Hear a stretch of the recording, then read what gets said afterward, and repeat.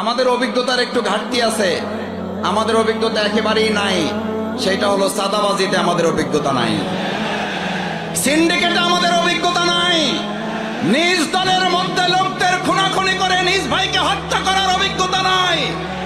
নামাজ চলতেছে এই অবস্থার অপেক্ষা না করে নামাজরত অবস্থায় যেই দল তার কর্মীকে হত্যা করে সেই দল বাংলাদেশে নির্বাচন করে বিজয়ী দূরের কথা রাজনীতি করার অধিকার থাকতে পারে না।